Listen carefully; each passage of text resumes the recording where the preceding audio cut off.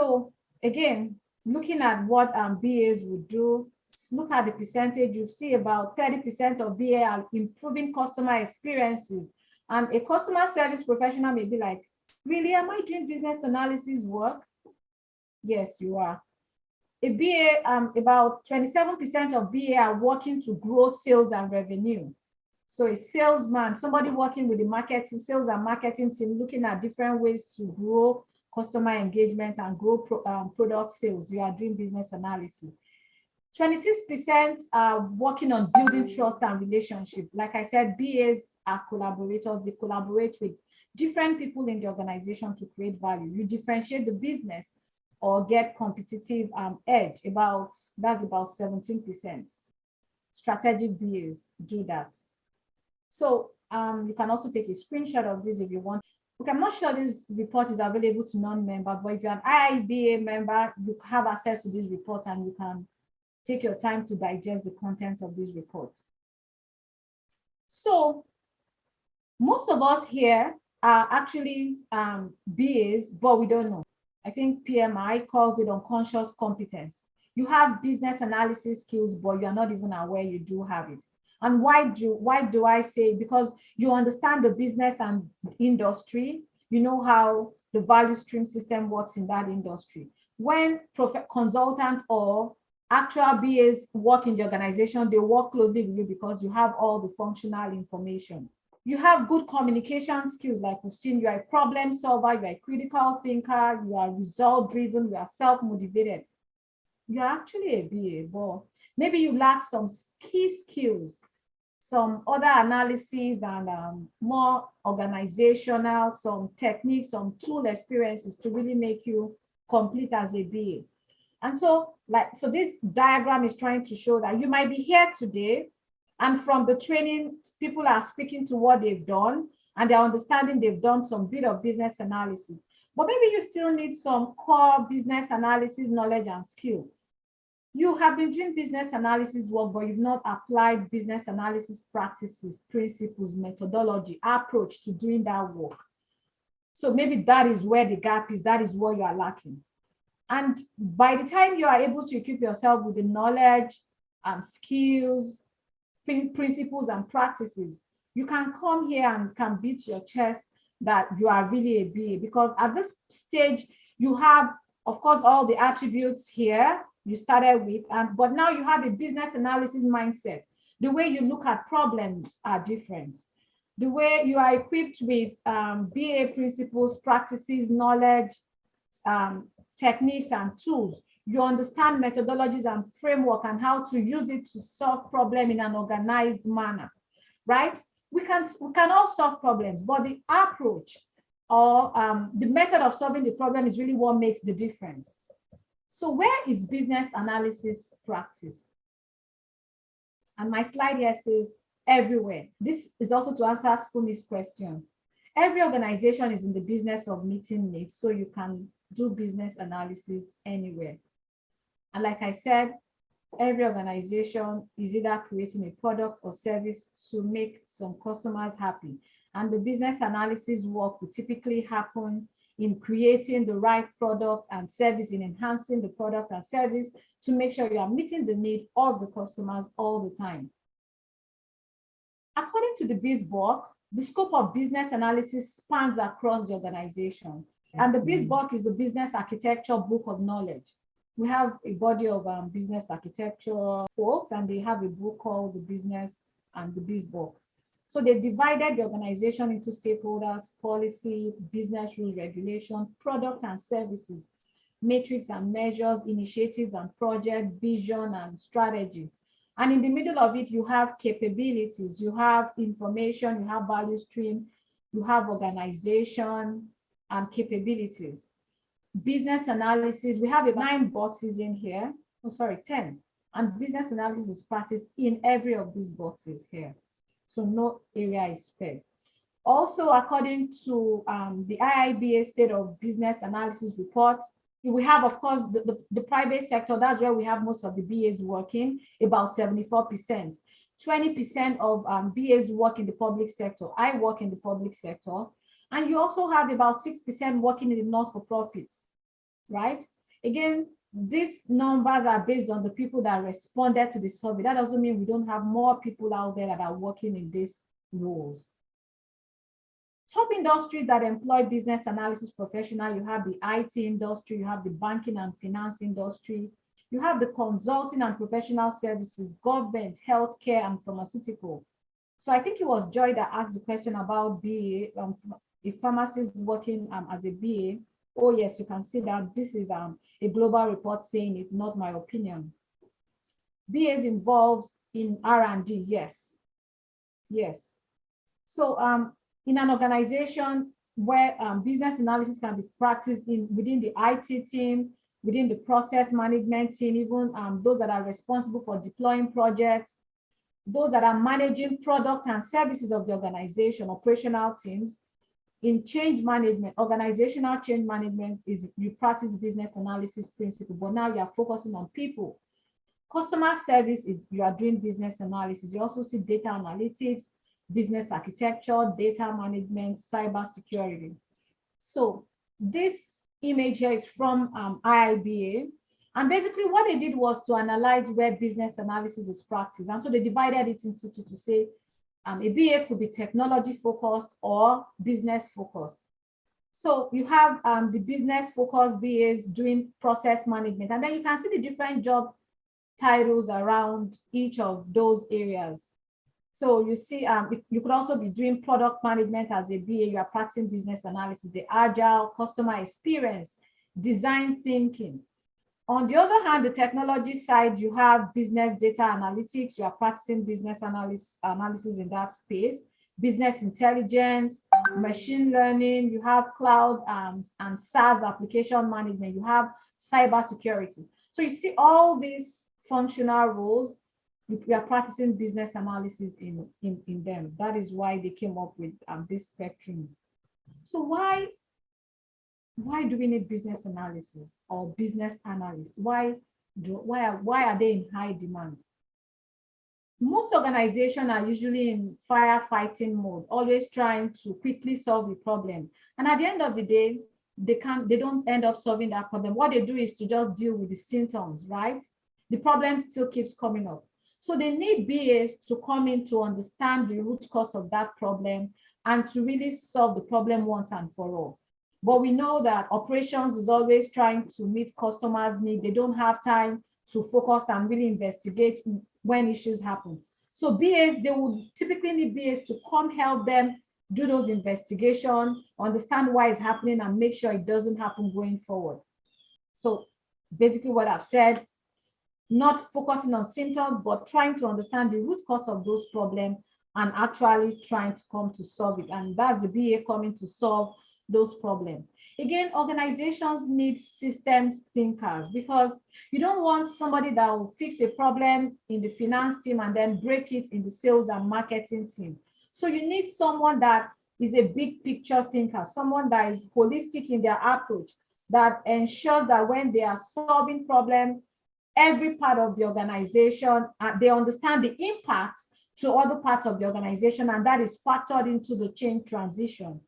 And like we said here, a BA on their own do not create value, they are collaborators. So when a problem arises or when there is an opportunity to take advantage of, you see the BA bringing people together to understand what those opportunities are, what the needs are, and map out a process and strategy to be able to meet the goal of the organization.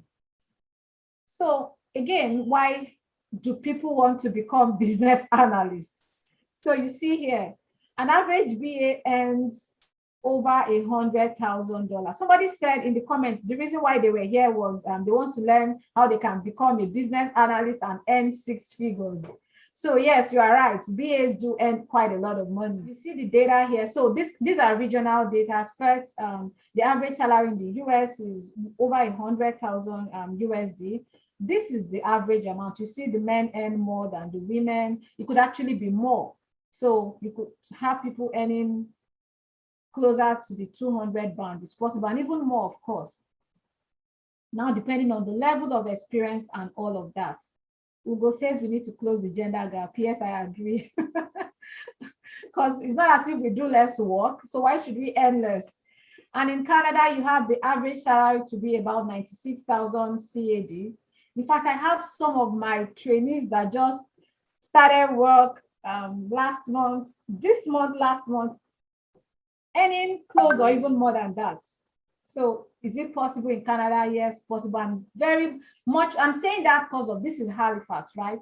Of course, I know in Ontario, in Calgary, it's more. So definitely you can earn so much more. I'm just speaking to that slide I had there. Also, 90% of business analysis professionals plan to leave their current employer within 1 year or less. The three top reasons for changing jobs are they want higher salaries, they want more interesting work, and they want a better work-life balance. And that's the beauty of business analysis, right? You get paid more, you get to do interesting work, which is that for me, like, oh my goodness, there's never a dull moment for me because there's always new challenges, new things to learn. I'm currently working on an identity management solution. I've never done it before prior to now. So I've learned so much more about how organizations manage digital identities and make sure they secure, they know who is getting what access to what technology and what time. So it's so interesting to do business analysis work. And this job gives me great work-life balance. So again, better work-life balance, promotion, better workplace culture. Of course, this is dependent on where you are working, but yeah, those are the perks of being a business analyst. And again, for me, it's also a great place to start, and you can also move to other, gives you opportunity to move to other career paths. Like you can actually transition to product management, product ownership from a business analysis role. You can decide to pivot and become a project manager.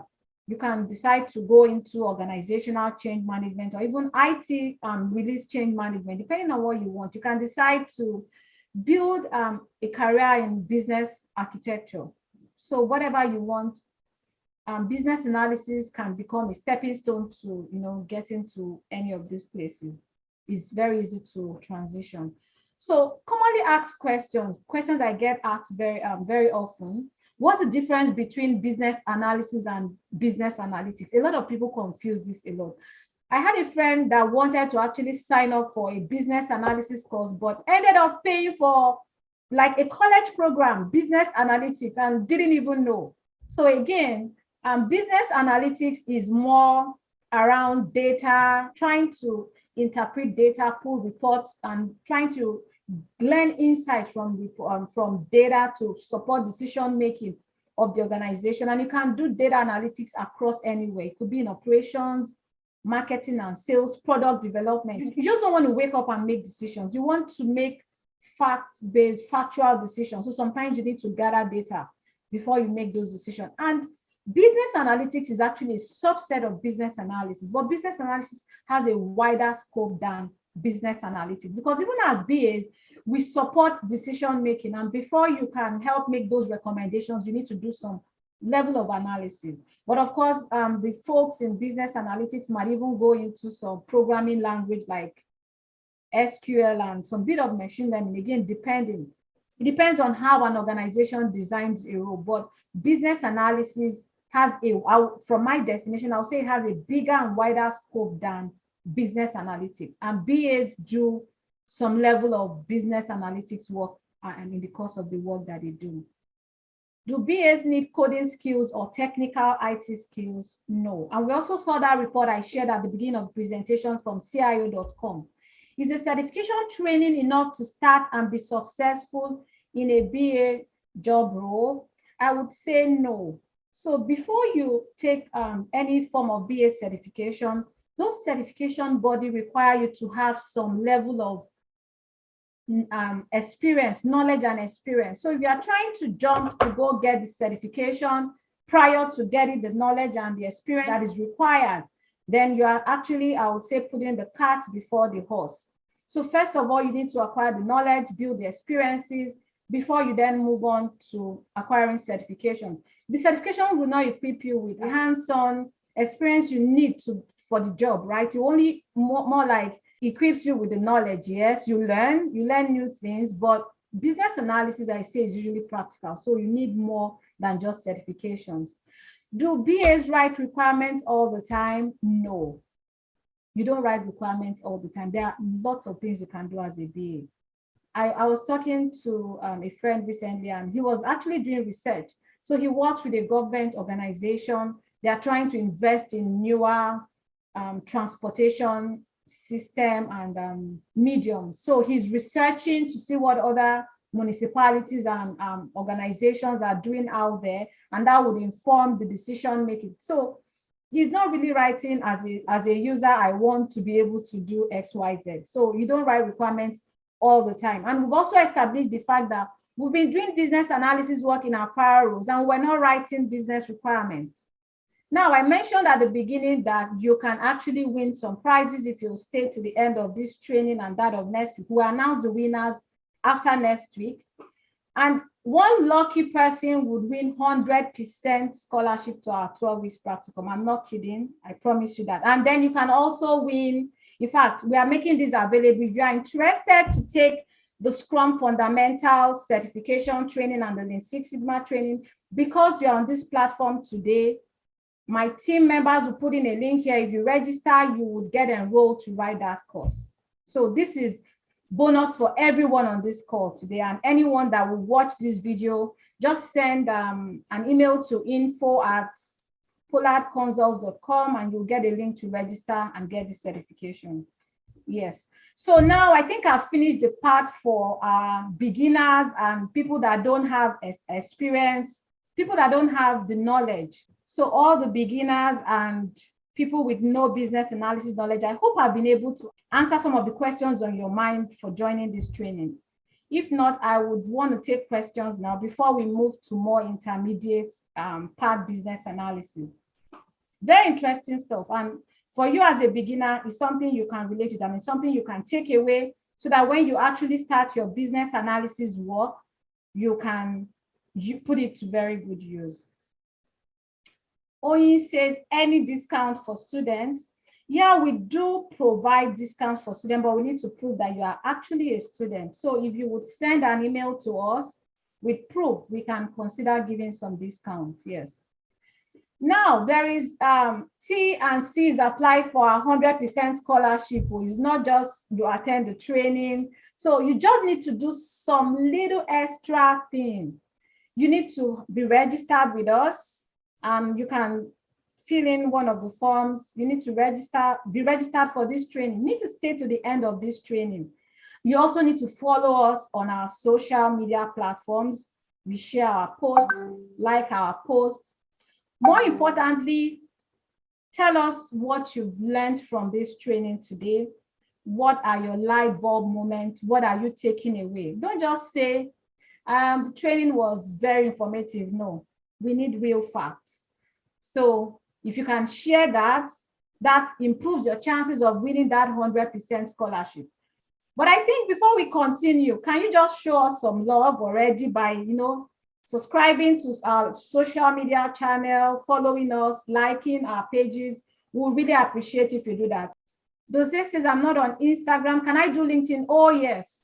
I also appreciate the fact that some people are on one platform, but yeah, go to any platform where you are active on, like and follow our page, comment about the training. Okay, Adefolake has a question. I'll take that. Yes, I do. Please go ahead. Thank you so much for the presentation.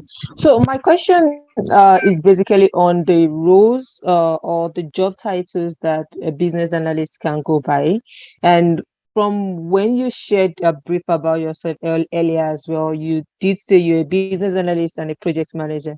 But when you were explaining something about the roles, you mentioned a business analyst can have a career growth to product owner, product manager, project manager. So is it possible to do the two at the same time? Like, okay, you're a business analyst and a project manager at the same time, or you just have to start with the business analyst first, then you grow to a product owner or a project manager? Okay, so maybe I should talk a bit about my background, because I think you are tying what I've said to my background. Yeah, so, and like I said, I've done 14 years business analysis, project management, organizational change management. 10 of those years were back home in Nigeria. And in Nigeria, I would be a BA today, I'm a PM tomorrow, I'm doing OCM the next day, right? So that kind of built my experiences. Now I come to Canada, I see a job role that was advertised, business analyst / project manager. I applied for the role. And part of the requirements for that role is that say 60 to 65% a BA, or even, okay, let's say 70% a BA. But when there is a need for a PM, maybe we have a small project where you don't have to assign a BA and a PM together, I can always do that work. For example, I work as a BA mainly, but when we have projects and maybe there's no PM available, or it's a small project that they don't need to assign a BA and a PM on, I do it. But again, before I get assigned, before I can wear both hats, we need to scope the work and make sure it's not a big project so that we are able to deliver on the objectives of that for that project. So if it's a small project and I have capacity and I'm only dedicated to that project, I can actually do both roles. Now, I'm only telling you my background. So it depends. Here in Canada, one thing I noticed is the Canadian market is different from where I came from. So most times the BA role is distinct from the PM role. And even today, though my title is BA PM, most times I'm working on one role, depending on the size of the project. So Canada here, we do a lot of specialization. So, and for you, if you are starting out new, I would say focus on one area. And, you know, when you master that, you can decide to extend to, for example, you can start as a BA or maybe a PM. And when you master that act, or you feel maybe PM or BA is not your thing, and then you want to move on to the other side. Thank you so much. You've answered my question. You're welcome. Okay, Dozie says, what do you think about combining BA and SM? Dozie, I want to know, I'm assuming BA means business analysis, but I don't know what SM means. So if you can unmute to say what you mean by SM, I would appreciate that. Scrum Master. Again, sometimes I'll say it depends on the role, but should you acquire Scrum Master knowledge and experience, it's okay, because most BAs will typically work in a Scrum, in an agile environment. It may be a Scrum methodology they are using, it could be another methodology they are using. So it's a good knowledge to have, right? So when you find yourself in that environment, you hit the ground running.